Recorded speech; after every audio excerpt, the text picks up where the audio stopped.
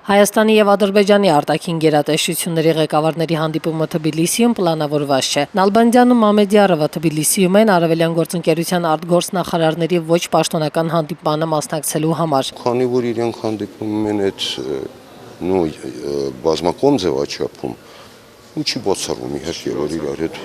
Կառավարության նիստից հետո պարոն Քոչարյանը անդրադարձավ նաև ազգային անվտանգության ծառայության կողմից վնասած զերծված զինված հանցավոր խմբին։ Արդյոք ահաբեկչության վտանգը հասել է նաև Հայաստան։ Եթե խոսքը վերաբերում է այդ միջազգային ցանցերի կողմից ահաբեկչությանը,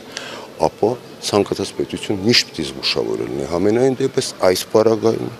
Հայաստանը հարաբերական ապահով երկիր է։ Սյունիքի մարզպետ Սուրեն Խաչատրյանի որդին Տիգրան Խաչատրյանը, որի անունը հիշատակվում է բռնություններով զուգորդված մի շարք աղմկահարույց գործերում, նշանակվել է Հայ Անտառի տնօրենի օգնական, ինչ պատճառով է ընտրվել հենց նրա թեկնածությունը։ Այսինքն պատճառ է լինում, որ նշանակվում է։ Ոչ մի պատճառ չկա։ Ֆուտբոլային դավաճանության մասին բարձրաձայնած Հայաստանի ֆուտբոլի ֆեդերացիայի նախագահ Ռուբեն Հայրապետյանի հայտարարության մասին սպորտի եւ երիտասարդության նախարարը որևէ բան չկարողացավ ասել։ Ես բան չեմ կարող ոչինչ բան ասել, որտեղ կոնկրետ ինքը չասեց եւ փաստեր չբերեց։ Տնտեսական մրցակցության պետական պաշտպանության հանձնաժողովի նախագահն էլ խոսեց Հարավկովկասյան երկաթուղիներ ընկերությունում հայտաբերած խախտումների մասին։ Մենք այդ փաթեթը արդեն իսկ ուղարկել ենք